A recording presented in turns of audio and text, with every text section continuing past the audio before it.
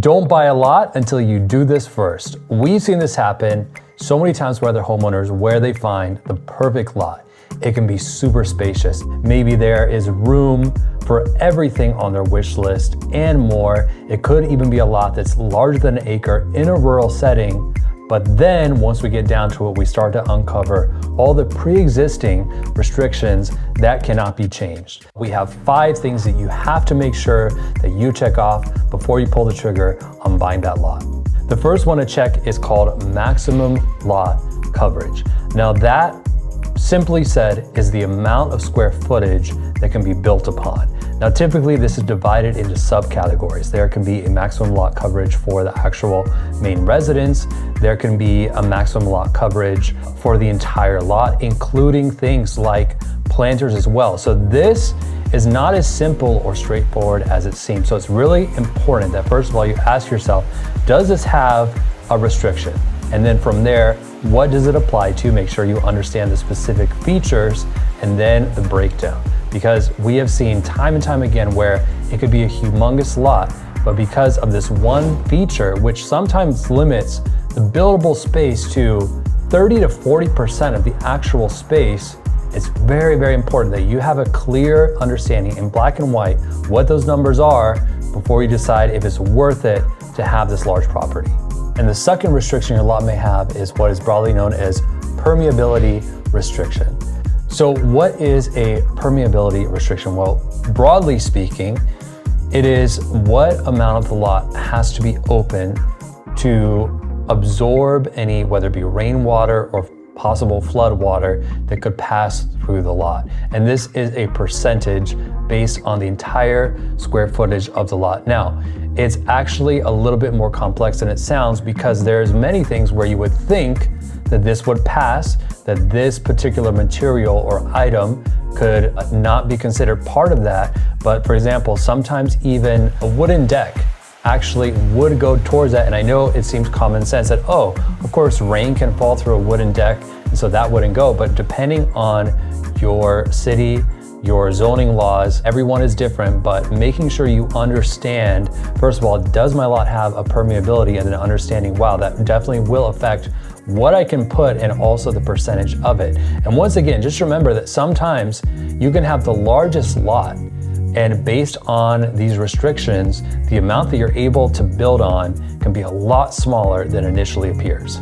The next one on my list is something that will not apply to most zones, and this will be something that you should be able to find out pretty quickly and early on in the process of considering a lot, and that is a wetland setback. Now, most of you, when you're considering a property, you're obviously going to know, am I close to a wetland? But sometimes it also can be deceiving because it could be that you feel like your lot is very far away from anything, whether it be a lake or anything of that nature, but depending on that setback, it could encroach into your actual property. So if you are anywhere near any kind of body of water, or if you are in an area that tends to have a lot of floods, even if it's something that happens maybe every 5 years or so, make sure to check that your yard does not have a wetland setback.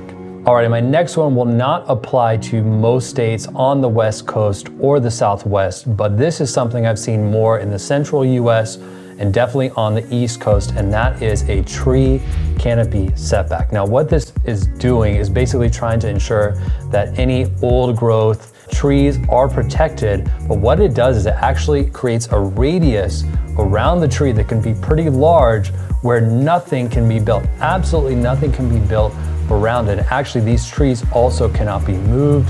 Nothing can be done about them. So you basically have to design around them, which can be really, really tricky depending on where these trees are located. So I would say this is something that's pretty rare. Most lots we come across don't have this, but make sure to check if you live, especially in a wooded area, is there any tree canopy setback? Because that can be something that is very, very tricky to design around.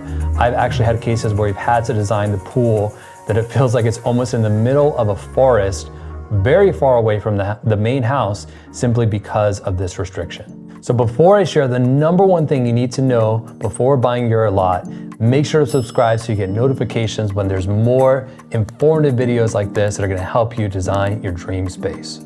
All right, and the number one thing to check for, and this applies to so many lots, and it doesn't matter if it's in a subdivision or if it's a rural lot, this is just, I would say, about up to almost 45 to 50% of lots have this, depending on the state you're in, and that is an easement. And once again, an easement is a very general word. There's many different kinds of easements. One can be for flooding, one could be for utilities. There's so many different kinds of easements, but what it is a space in your yard where nothing can be placed, nothing beyond maybe very small shrubs. So not even artificial turf can go over easements typically. So making sure you understand where they are. Now, one thing that's really tricky about easements again, is that I have seen easements where they can butt up right to the house. So that means that everything needs to be pushed back way away from the house, which creates a design challenge because typically we do want the main elements of the design to be close to the house. Or I've seen easements where they cut through the property in half. So it could be a normal sized backyard and right smack in the middle, there's an easement running through and maybe it has a clearance of 6 feet. So that means that everything has to be built in front of it and then everything has to be also built behind that. And then we have this 6 feet of space that we really can't do anything with, and how do we work with that in the design? So once again, the most important thing you can do if you have these on your lot is understand that as designers, it is our job to work with them, but I always strongly advise anyone who maybe has not bought a piece of property yet, make sure you fully understand these things before you begin considering a lot, because at the end of the day, this could make your plans for what you want to design your dream yard to be so much more complicated. And if you understand these restrictions and you could find a property without them, your life is going to be so much easier. All right, and this time I do have one controversial bonus tip, and this applies not only to my homeowners that are watching, but also to the architects and builders. And this is something we've seen time and time again, where we have a very large lot and the house takes up so much of the space that proportionally the yard feels very tiny, and we're trying to shoehorn all these elements in to a yard when actually we have a humongous lot that is dominated by a gigantic house. Now, at the end of the day, to each their own. But I would really ask you to consider, as you start this process of designing your home, what is the scale and proportion we need? Are we gonna spend a lot of time outdoors? Do we want a resort in our backyard? Because if we do, then maybe do we still need to have a 15,000 square foot house with 4 living rooms and all these extra rooms that are basically copies of each other? If we could have a truly unique outdoor space, if we just made the footprint of a home a little bit smaller. So I would just say really think of that as you start this process, because I've just seen so many what I like to call giga houses where they're just humongous. And like I said, maybe all that space is needed, but really analyze, okay, if we took just maybe even 10% of that space and gave it to our backyard, we could gain so much more from this outdoor enjoyment, especially if you live in a place where you can enjoy the space year round. There's so many factors that go into creating a luxury space that you love, and that's why it's so important to work with a firm like Foxterra Design, because this is what we love to do, this is what we obsess about, and this is our joy and our passion. And we're here to guide you through this entire process from start to finish. So click the link in the description box to schedule your free design consultation today.